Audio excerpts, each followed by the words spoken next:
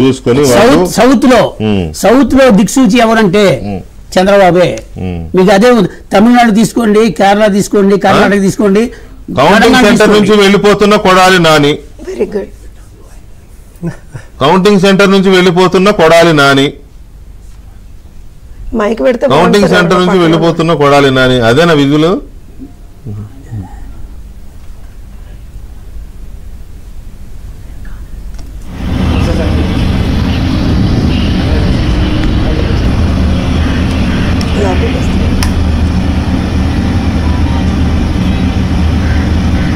ఒక అద్భుత విజయం. మార్గాన్ని భారత్ వెళ్ళిపోయినట్టున్నాడు. Counting centre right. Welcome back. ఈ బాలకోట గారు, ఈ కొడాలి నాని పోలింగ్ బూత్ నుంచి కౌంటింగ్ బూత్ నుంచి వెళ్ళిపోవడాన్ని స్వీట్ ఇస్తున్నారు.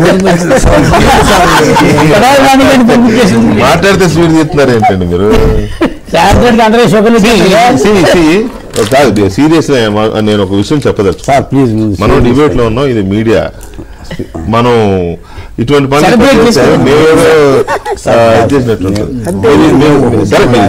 తీసుకుంటాం, వద్దని చెప్పను. కానీ ఇది ఇక్కడ జరగకూడని కార్యక్రమం. ఇక్కడ ఏమైనా విశ్లేషించవచ్చు. Okay, right. ఎనీవే, ముందు మీకు పెడతానండి. దళిత పోరాడడానికి ఇంతకాలం ముందు మీకు పెడతాను. Thank you. అందరూ పెట్టండి. ప్రసాద్ గారు, జోష్నా మేడం, ముందు చెప్పండి, కొడాలి నాని ఎందుకు వెళ్ళిపోతున్నాడు? సార్, రామరాముడు యుద్ధమే గుర్తుకొస్తుందండి. రావణుడు యుద్ధం గుర్తుకొస్తుంది. రావణ సైన్యం ఎట్లా పలాయనం చిత్తగించిందో రామదండు వచ్చినప్పుడు అదే అర్థమవుతుంది. ఒక మాట అంటే మనం ఏదో వైసీపీ ఓడిపోతుందని చెప్పడం కూడా కాదు కదండి. ఒక ప్రజాస్వామిక ఆలోచనే లేని వాళ్ళండి, మహా దుర్మార్గంగా. నాకు తెలిసి కూడా ఇప్పుడు ఈ వ్యతల మొత్తానికి కారణం కూడా వాళ్ళ పరిపాలనా విధానమేనండి. నేను గతంలో ఒకసారి చెప్పాను, నేను ఎన్నోసార్లు రైతుకి వాన ఎప్పుడు వస్తుందో లేదో వాతావరణ కేంద్రం చెప్పనక్కర్లా, ఆకాశంలో వర్షం కూడా చెప్తుంది.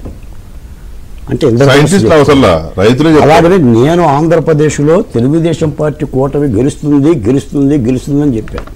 చాలా భయపెట్టారు ఈ సర్వేలు, లేదంటే వైకాపా సోషల్ మీడియా వాళ్ళే.